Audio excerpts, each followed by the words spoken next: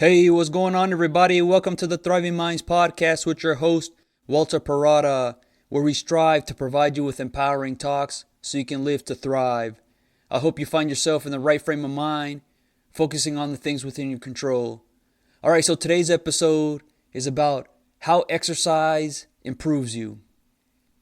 We all generally understand that exercise is good for us because it maintains and improves our health. For those that exercise on a regular basis, it's just something that's really needed to get them going. But for others, trying to get into the groove of incorporating into the routine, it can be difficult because just like anything else, in the beginning, it takes a little bit of time for it to stick because there's going to be the natural inclination to resist. Those habits that have been adopted make it a little bit more challenging to change if there's not enough intention and commitment to it. For the most part, many of us want to exercise consistently, but many things get in the way, and usually that's the restriction of time or what appears to be that, or just so many things to get done. For those that do exercise daily or several times a week, it's usually because they made it a priority. They're committed to it and feel the effects of how it impacts their overall well-being for the better. If you're wanting to make exercise a daily habit and are struggling to do so, let's start to look at some of the benefits it has on the brain. Having a deep understanding of the benefits might resonate a little bit better and can make you more committed to it. The general knowledge of exercise is good for you, but how? When you get your body in motion, whether it's walking, running, doing push-ups or squats, all of this increases your heart rate and pumps more oxygen into the brain. It affects neurotransmitters in the brain, which are fluid for the nerves. The more you exercise, the more fluid is increased that helps nerve impulses travel faster. The results are you can think and process information faster. So a body in motion tends to stay in motion, and it gets your brain ready to perform at a high level as opposed to when you just sit down. Brain plasticity also increases with exercise, which makes it more readily able to change and repair itself. This can include certain injuries to the brain, or if we just look at the stresses that we all go through, it really helps to alleviate much of that. And if we think about exercise itself, it might not be seen as much fun. I know for me, I really don't like running, but I like the benefits of running because even though in the beginning, I got to work my way up to it where I'm like, okay, I'm going to run. And in the process of it, it's a little bit annoying because I'm out of breath. But as I continue to run, I get acclimated to it and I feel more refreshed during and after the run. So the problems or the stresses that I'm facing are then compared to running, which makes it seem a little less annoying because I already put myself through a little bit of discomfort. It's almost like I warm myself up to it and I'm more inclined to find the solution because now my mind is racing with creativity. And exercise also helps to form more blood vessels that cause them to be laid down closer to each other. So more blood vessels mean more blood, and that means better nutrition for your brain.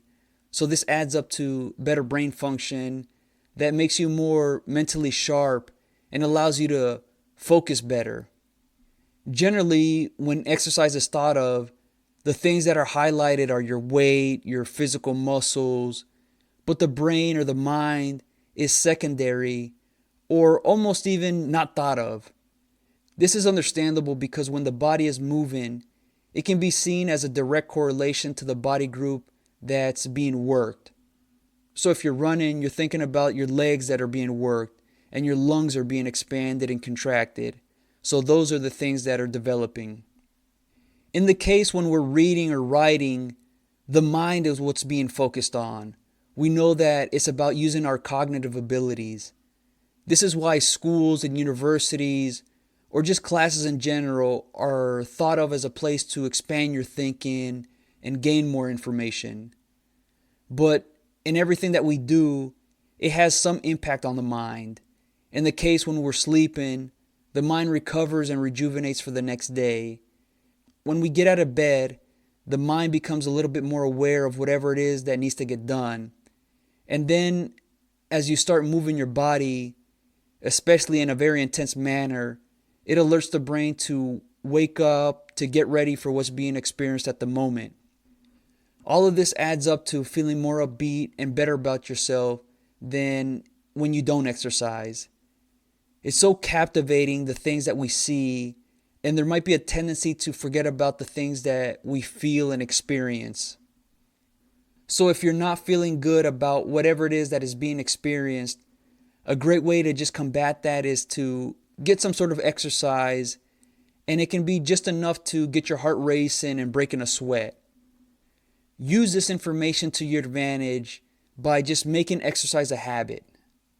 Like anything that we start off doing, work your way up into things where you start small and gradually increase the workload with the intensity of the exercise that you plan to do. Try to do some sort of exercise first thing in the morning. Maybe it's right after you get out of bed, but enough time to where you're aware of what's going on. Maybe it's doing a few jumping jacks, running in place, doing a few push-ups.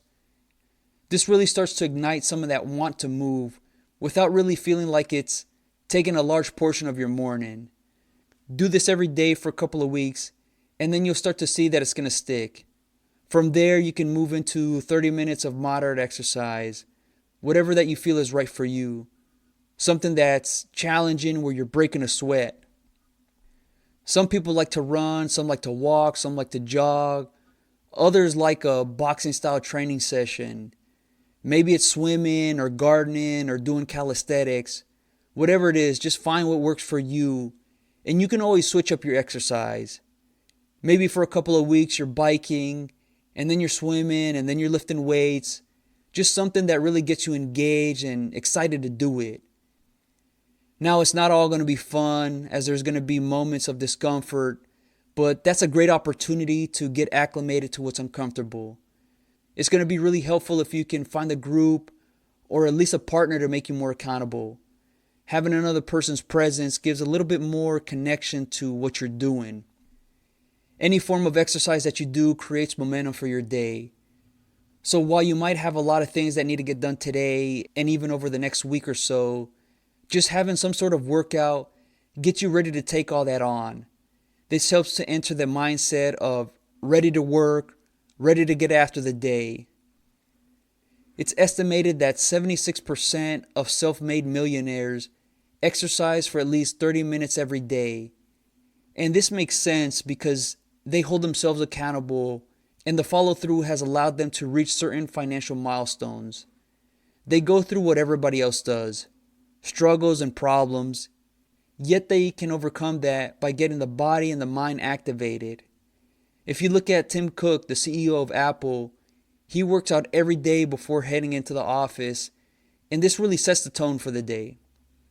Mark Zuckerberg, the founder and CEO of Facebook, now known as Meta, he trains in jiu-jitsu. And if you look at billionaire Sir Richard Branson, he incorporates fun workouts, whether it's tennis or biking or hiking. And for him, he makes it not feel like a chore, where it's something that he really enjoys doing. Remember when we were young kids and teenagers, we probably had some sort of sport that we gravitated towards, and that's another great example of it. Playing one-on-one basketball with your neighbor, with a buddy, playing soccer with a group at the park, or just throwing the football around. This helps make it not seem like it has to be done, and more looking forward to being active. And whatever we do, we should always strive to enjoy it, and not just do it for the results or the reward that comes with it. If you don't like running, then don't run just because it's a good exercise. Find those workouts that feel like a game. A fun workout that I've always wanted to get into, and eventually will, is rock climbing. That's a great full body workout that gets the mind also thinking of ways to move upward. Kind of like a puzzle of how am I going to reach the next new height? And just like many things in life, how do I get from where I am to where I want to be? And that requires thinking through things, taking action, slipping, but being able to hang on and this builds that grit. This provides a suspenseful element too, because if I were to miss and slip, the result is me falling to a lower level. So it forces me to really be intentful and tactful in my movement. I've only tried rock climbing a few times, but each time it's just been very invigorating and exciting, and I feel my whole body really sore. So just do whatever works for you and make sure to be active.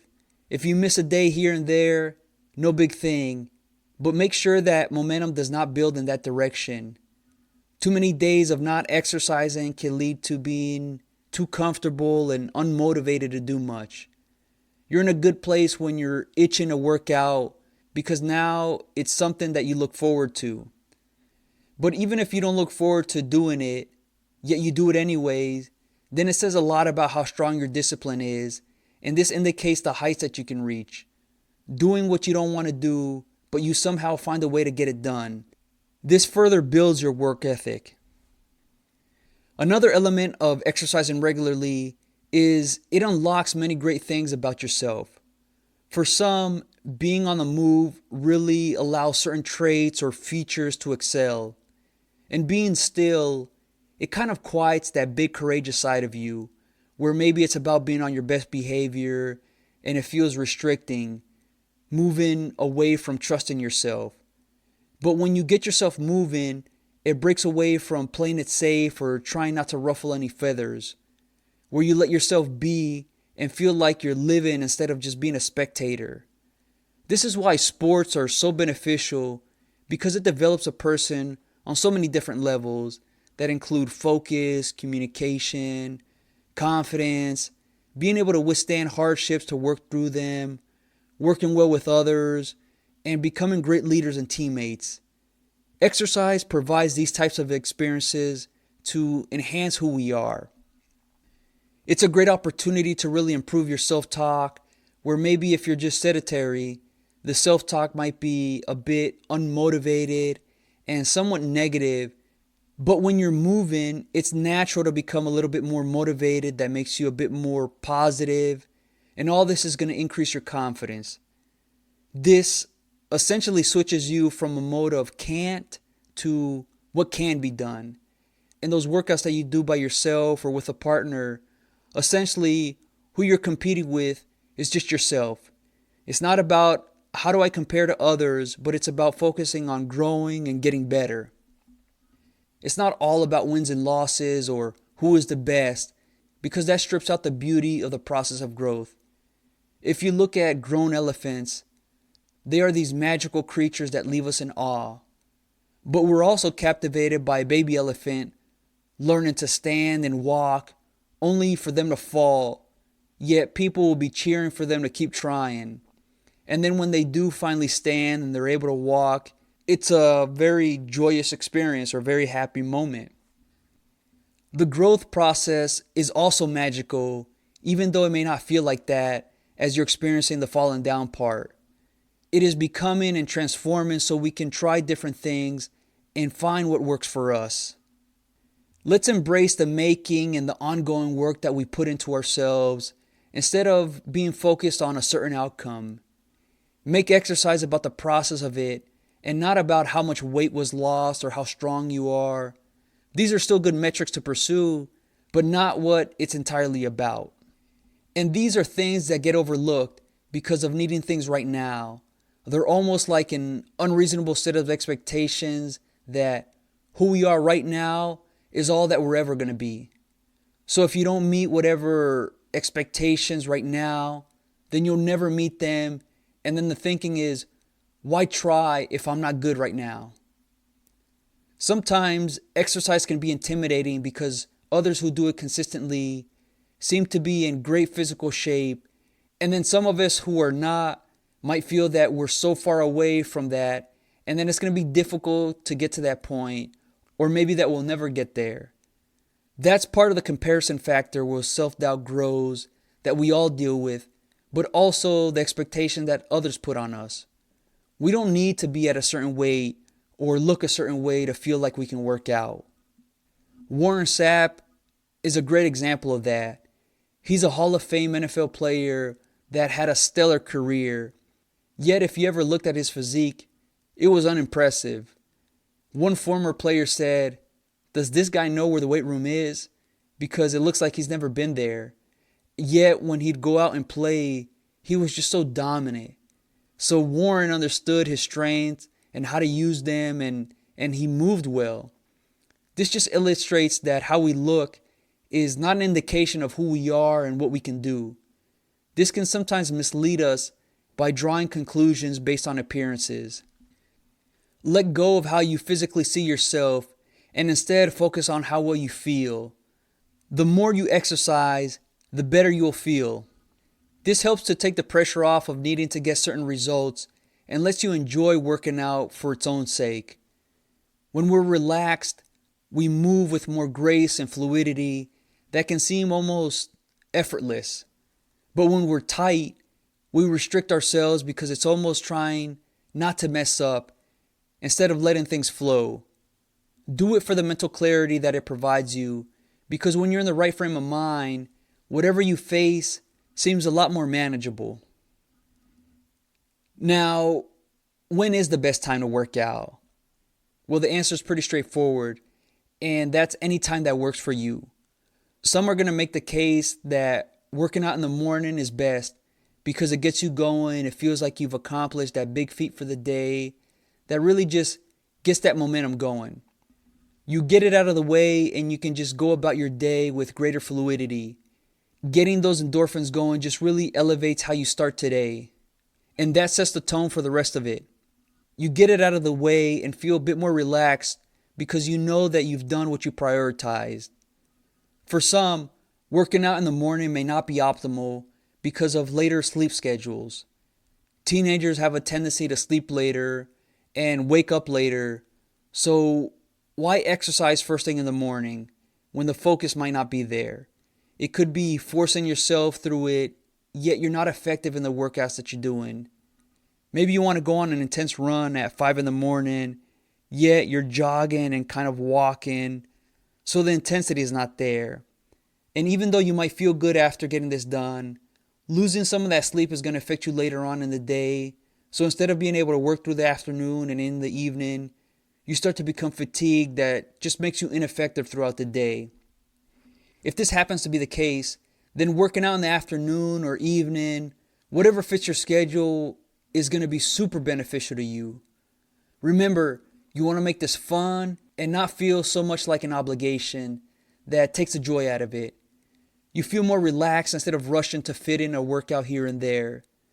Just because you see others running during the day, there's no need to do the same if you got work or school going on. If you have so many different things to get done, running in the evening is a great opportunity to unwind.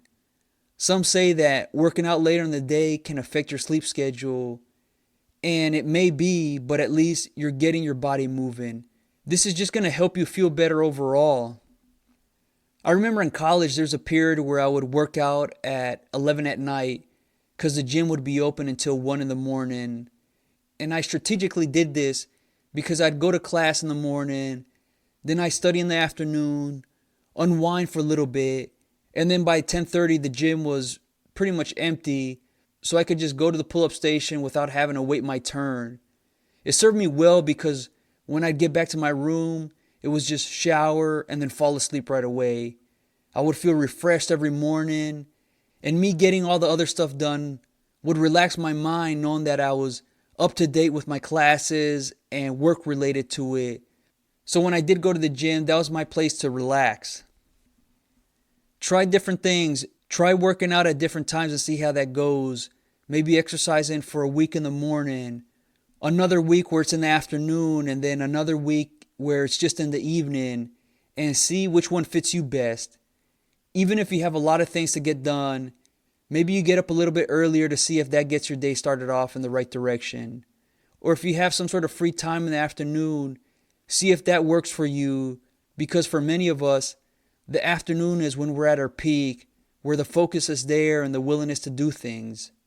For many people, the evening is an ideal time because the day is mostly over and there's some free time left over, right before dinner or right before bed. Make sure to take notice of which one serves you best. It might feel great to exercise first thing in the morning, but you could be dragging the rest of the day if you're not getting enough sleep. Or maybe that afternoon workout cuts things close that makes you not get all your work done throughout the day. You can always mix it up. It doesn't have to be consistently at the same time you have to work out. The weekends could be used to sleep in, and then you work out in the afternoon. And if you're aiming for 4 days a week of some sort of physical activity, then you just have 2 other days to get it done, which could be Tuesday and Thursdays in the evening, or switching it up to where it's Tuesday in the morning and Thursday in the evening. Adding this type of variety really makes things exciting, keeping you on your toes, not getting too comfortable. So we know on the surface that exercise is great for us. Now we see how it really impacts the brain for the better. It makes you more aware, clears out some of the things that are weighing on your mind. It really improves your cognitive abilities where you can think and process information a lot faster. And it's going to spark a lot of great ideas. All of this is going to make you feel better about yourself as your confidence just grows. You shift from that waiting stage to see how things play out and are more on the offensive, being proactive.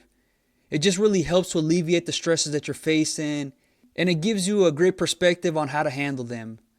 Those moments that you're feeling down or unmotivated, just not in the mood to do anything, but you know you need to get your body moving. Go out and play whatever sport or whatever activity that gets your heart racing, where you're out of breath, and really challenging yourself. Make sure that whatever you do to have fun with it. It's not just about reaching a certain metric on the scale or how well you look, but it should be about how well you feel. Use it to your advantage where it brings out your better features. Sometimes in the school or work setting, it's not enough to really magnify all those great qualities that you have. And in some cases, it can limit that other side of you that is unique and courageous. This is that place where you don't have to be on your best behavior, and instead, you can really let yourself be, to let things flow. The right exercise is what you see fit, is what you enjoy doing that really challenges you. Make sure to mix it up where you're trying different things that gets you a little uncomfortable, and do it whenever you want on a weekly basis. Exercise is not just for your physical health, but it's great for strengthening your mental fortitude. It's going to really help to untangle much of the intrusive thoughts that are holding you back. Build that momentum so you can ride that wave in life. I really hoped you enjoyed this episode.